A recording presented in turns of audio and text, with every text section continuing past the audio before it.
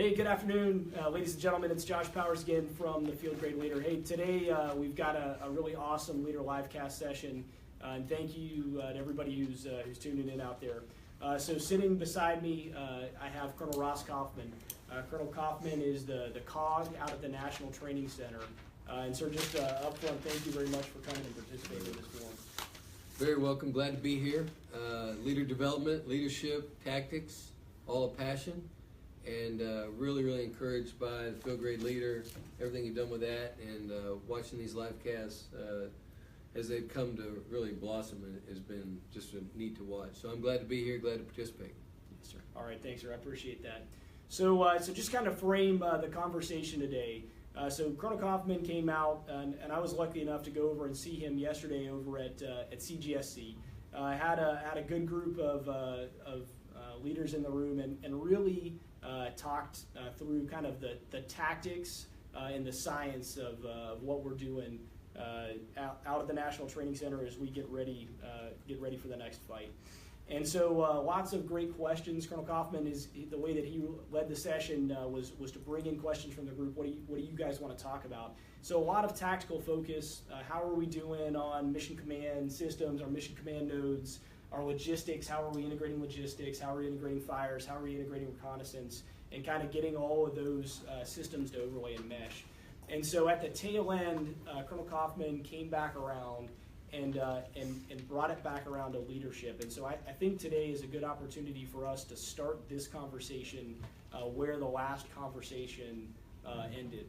So just to open up, the things that really resonated for me, my focus here in this forum is a discussion of organizational leadership and kind of what we do as leaders as we make this transition to being field grade leaders and how that impacts our organization. And you see it under a microscope, on fire, every day out at the National Training Center. So sir, if you could just give me a couple of your key thoughts on what it means to be a field grade in a battalion, in a brigade, and how that enables the team to succeed.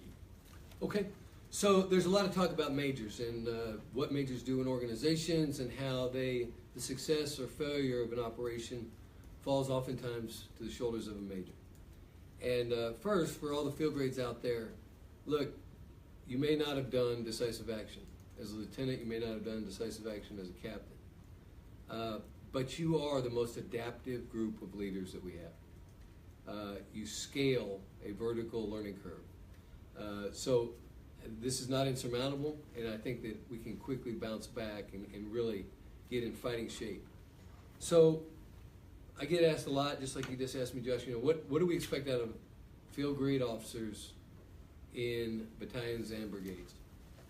And so I've thought long and hard about it, and really I think it comes to, because it's the Army, you have to have an acronym, EC3.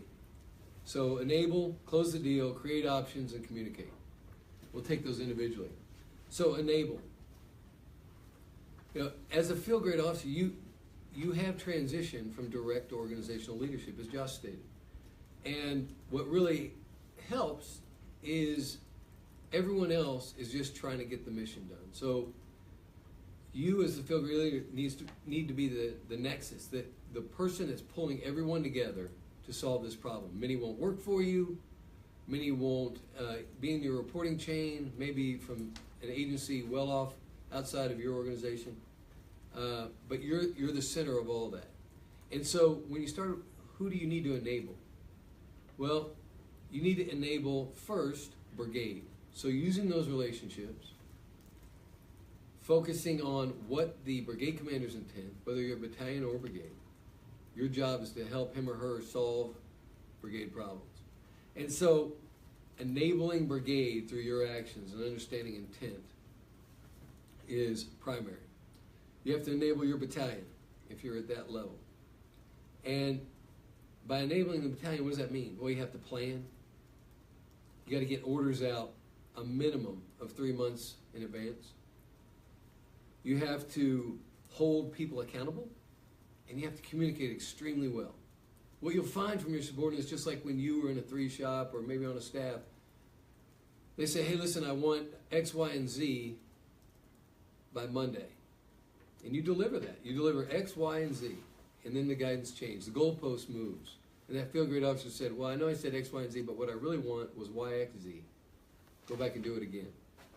So before that person leaves your room, enable the battalion, enable that individual by giving clear guidance. And we'll talk a little bit more about that later. And then you have to enable your battalion commander.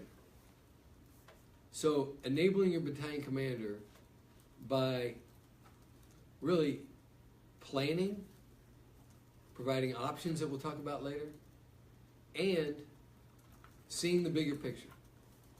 So you can't always look down. Enable your battalion commander by giving him or her options, always. And then the last group that you need to enable are the companies.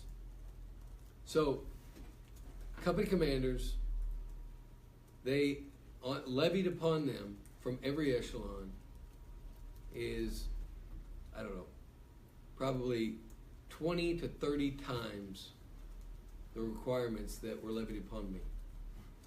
So every good idea comes down to the company commander with his or her mighty staff of one, the training room NCO, to get accomplished. So what can you take off their shoulders? Well, first of all of us have received an order from higher headquarters that basically was just a retransmission of what they received. There was no staff analysis, and they just handed it to the company and expected them to do the staff work. So you have to enable them by doing the staff work up front, thinking through the problems, thinking through the resources, laying those on, so that the companies can do what they do best, which is execute. You don't want them planning, you don't want them fixing battalion problems. So if you can enable the battalion, the brigade, and the companies, you're going to be successful. But only if you do what I asked you or told you about first, which is reaching beyond those who work for you, left, right, above, outside your sphere of influence, and pulling all those resources together. Next, close the deal. Anyone can come up with a good idea. But successful majors, in my opinion, can close the deal. They take this idea through fruition. That starts with a plan to plan. So you list whether it's the battalion ball or it's an attack onto Hill 876. You identify the planning requirement and then you lay out the path. So from warning order to rehearsal, you've planned this all out. And you're tracking it, and you're draconian in your enforcement of this timeline. Then you can start closing the deal, making sure that you are accomplishing the task set before you. If you don't do that, the results are predictable.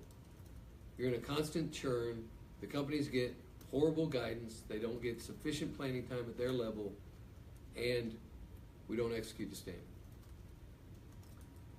Third, create options.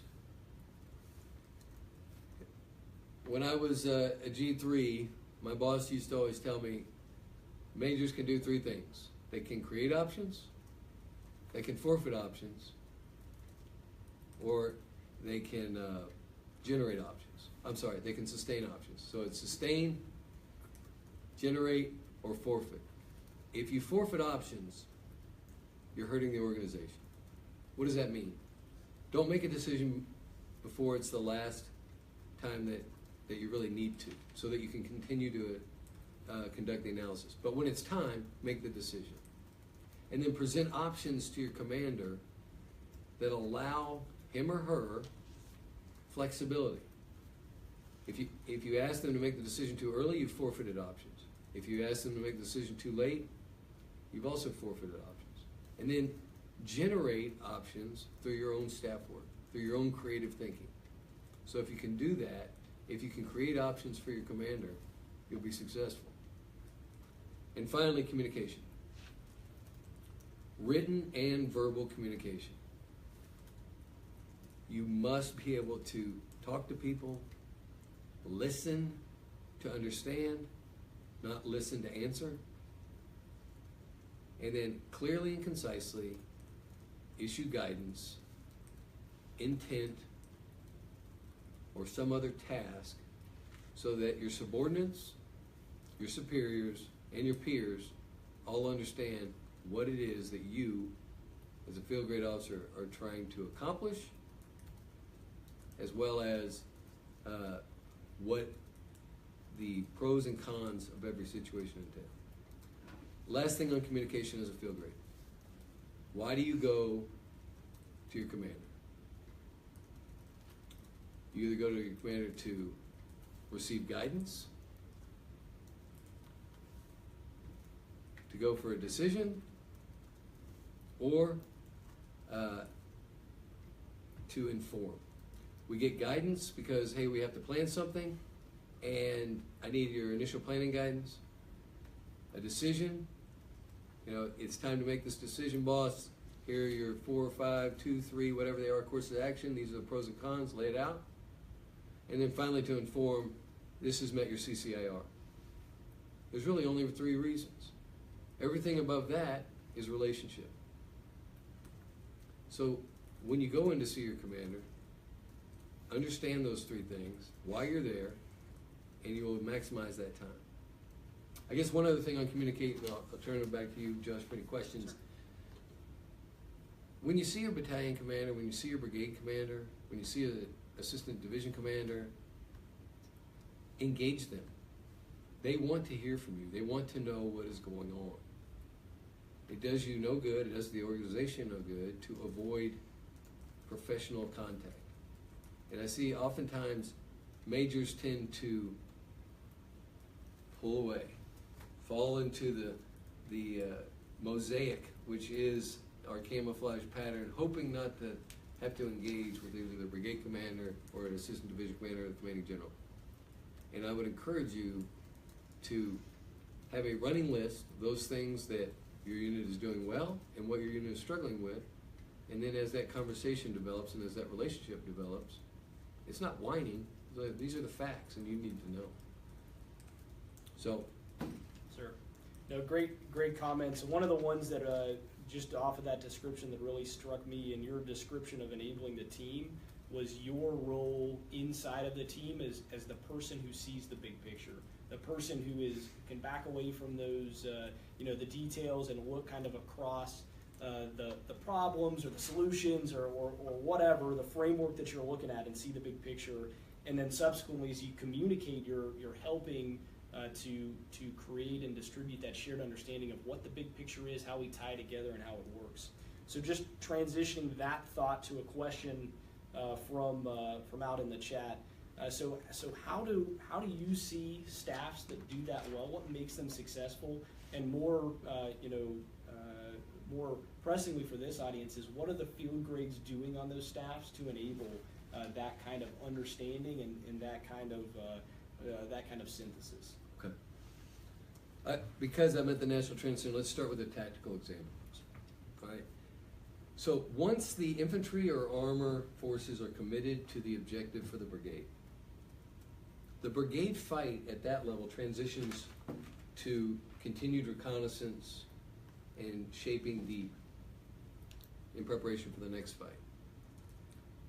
So if you're an infantry or armor battalion S3, battalion XO, understand that everything that happens prior to the decision to commit you to the objective is the brigade fight.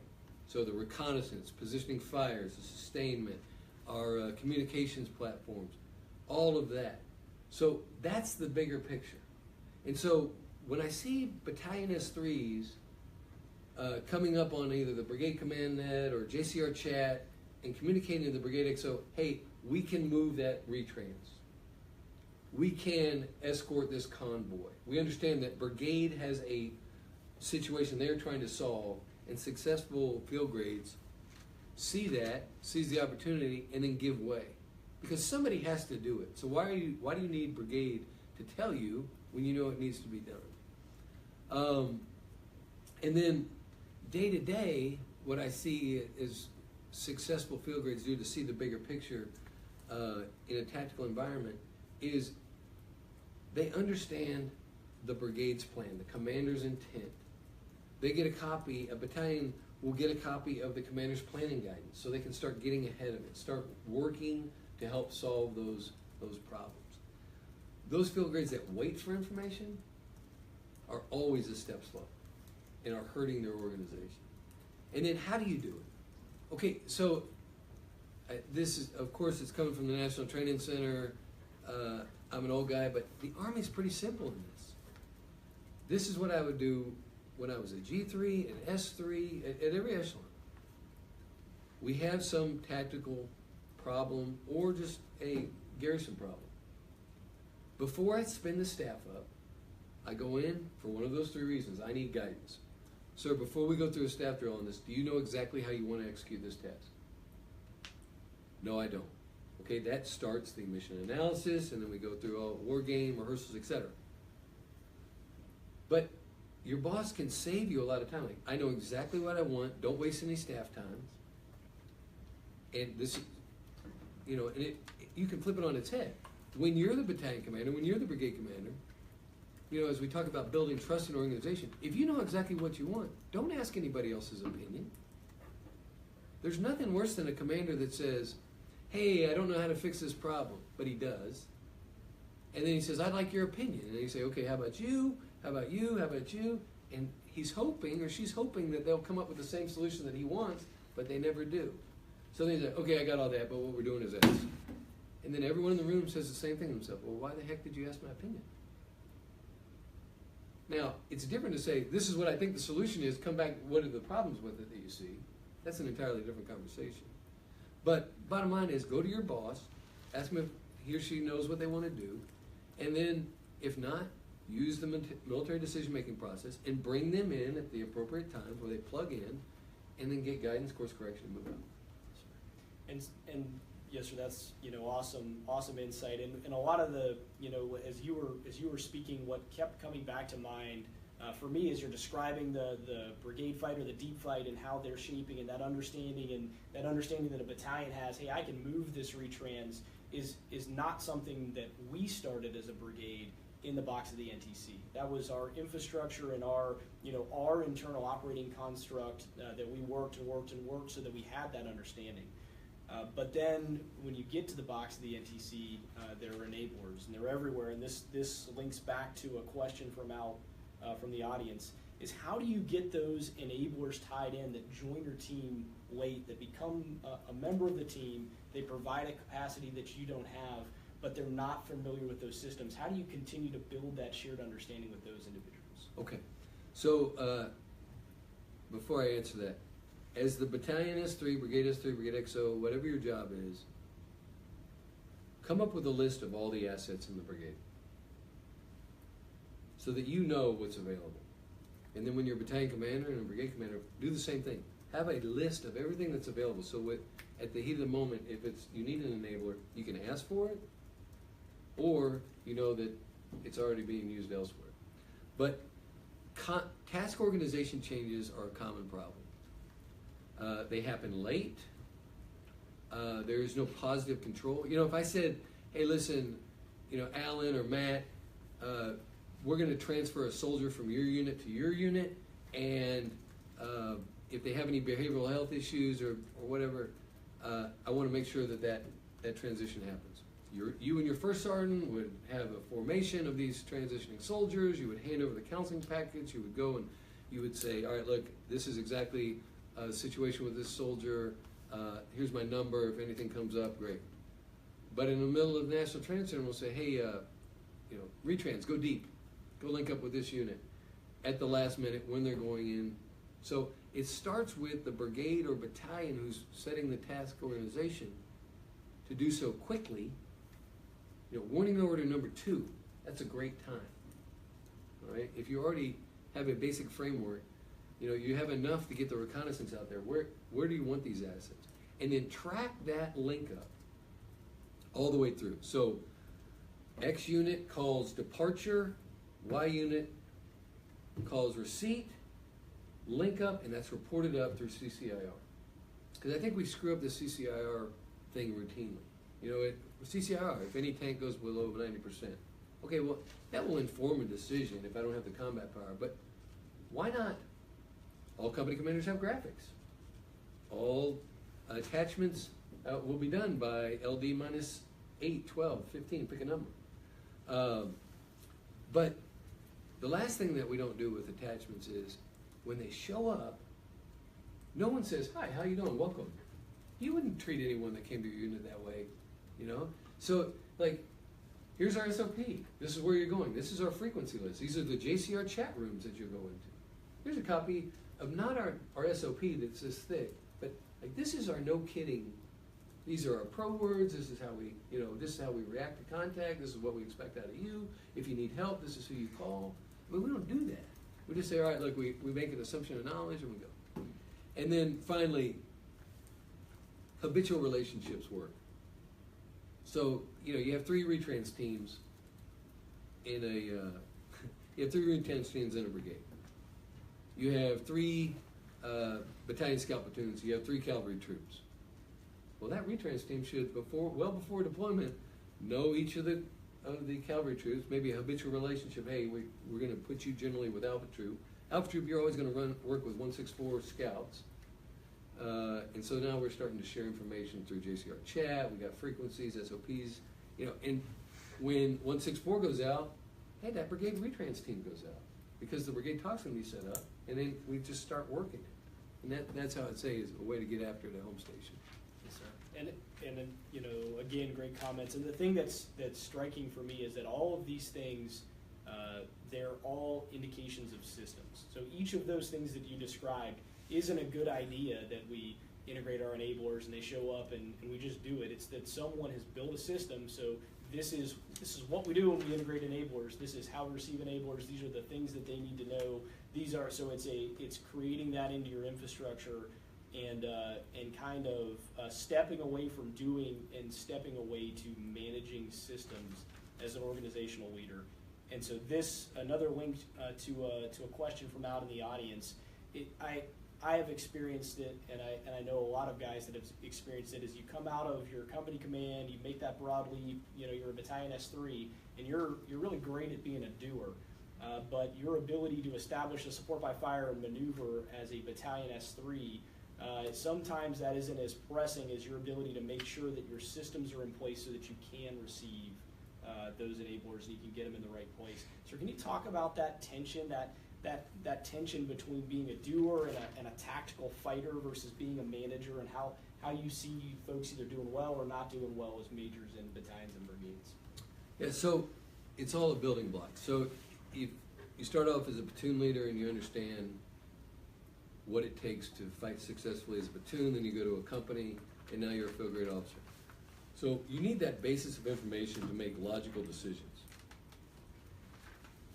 And then what we're not very good at in the Army is limiting our systems that we want to produce.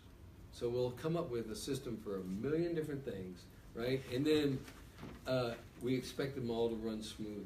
Got to get a system to track those systems. Well, yeah, of course, right. And but bottom line is, what do you need a system? And I would start, if I was Battalion S3 or Battalion XO, I would start with a system for planning and a system for current ops. So we get information management this is how we do the planning process. This is how we set up our talk, and this is how information flows around our talk. Start with those systems. And then when you start prioritizing other systems that maybe are more administrative, put the ones that affect soldiers' lives first. Like Commander's Financial Transaction Reports. Okay, we need a system to check that, because that's a soldier's life. Managing those things that influence our soldiers, care about our soldiers. And then just right below that are those that are necessary to run the organization. And if you're taking care of your people and you have systems in place to run the organization, it's great. But you got to write them down. There's the biggest insult the incoming battalion or brigade commander can have is, well, when I took over, there were no systems. Right? You've heard this 100 times. Like, there was no systems in this organization. Of course there were, but nobody codified them in a document. And so, we have a system. Just follow the damn thing. And as field grades, write them down, put them in a book, and then when you get someone new, hand the book to them, and they can quickly come up to speed. As long as those systems in that book don't repeat regulation. If we already have a regulation for it, don't put it in there. But hey, Mondays is when you turn in awards. Okay, and they need to be in this format and this far out. Just something where everyone knows, so you can start programming the staff. Yes, sir. Awesome. But so I think we probably got time for about one more, and there's one that several people have asked the same question in different ways. So I'm going to ask it again, and so you covered this one yesterday. It's a great topic. So we have all the guys that are our current majors or guys that are coming up as majors. We've lived most of our lives out deployed somewhere with a network that's pretty stable, with our mission command systems that are pretty stable, and we can talk on those things, and we've gotten all used to using those, and those are incorporated in how we fight. Getting in, and I remember doing this certainly as a Brigade 3 and trying to get those networks going on the move, working, integrated. There's a lot going on there. And certainly there is a tension, at least a cognitive tension in digital versus analog systems. And I see a lot of folks that don't do either one well, perhaps, or don't know how to focus. So you had a great point on this yesterday and how to prioritize your efforts as you go in. Could you just talk through a little of that one? Sure. First, before I answer that directly, graphic control measures. When you did your 4-hour Right for Life, whatever captain's career course you went to, you had a list, and we're going into the attack, and I need to make sure I have coordination points and phase lines and all that. Recreate that list, all right? Because regardless of analog or digital, graphic control measures are the single most important thing we need to clear air and ground, right? Single most important. So, my position on the digital versus analog. There are many opinions on this. This is mine. Start analog. Start on a paper map with your enemy sit pin. Then stack overlays, adding your graphic control measures. Get it exactly right. We've all seen the briefings. They put a map up on the screen, and you can't, the graphic control measure doesn't tell you anything because of the scale of the map. Then you switch to the next slide, it's a different doggone map. And you still can't see where the graphics are, and you're trying to brief enemy separate from maneuver. They don't stack. And so what happens is, and this happens almost every month at the National Training Center, the S2 will have a company of tanks in defense. They'll be in the right spot, and there's zero fires planned on that target, because we're doing it in digital stovepipes. So start on the map, get it exactly right, then transition it to digital, and then you can quickly disseminate that throughout your force. But if you try to go digital to analog, I'm sure it can work, I just have never seen it. And then when we talk about your digital systems, okay, we, the Army, have Swiss Army knives at every computer station. So the D-SIGs can do 1 million things, and that operator is trained to do 1 million things. As a field grade officer, look that person in the eye and say, I want you to do these 3 things with this tool I'm giving you, because I want you to understand that these are your responsibilities. So execute these responsibilities, whatever staff section, and these are the tools that we're going to use on this incredible piece of machinery. And then that way, your staff members aren't just moving ones and zeros around. They're actually doing the analysis, providing you a product that then is on the digital network that can be easily transferred. Does that get what you're asking? It does, sir, exactly. Well, sir, we're about out of time. We actually hit it on the head, which is pretty awesome. Sir, thank you very much for coming today. Thank you for being a part of the forum and providing your insight. It's great to be here, and again, really impressed with the field grade leader. This very respective undercurrent of young field grade officers through blogs, postings, videos, just really getting after leadership, strategy, tactics. You're really creating a learning environment, not only for self-learning, but also learning from one another. So thanks for having me, and I'm just really appreciative to be a part of it. Thanks. Hey, so for the team out there, so I'll leave you with this. We'll get this video posted. This will be available for you. Also, we had a lot of great comments here. I'll make this promise to you like I do every time we do one. Continue to post your comments, post your questions, get into the conversation. I'll answer them. I'll either answer them in the chat here. I'll write a post about them. I'll pass them to you if you're interested, Sure. and we can Sounds keep great. this dialogue going. And then the last thing, just stay involved in this conversation. It's an important piece. If you've got a question, if there's something that you're interested in, there's someone in this community who's interested in it as well. So thank you very much. Have a good day. Thanks.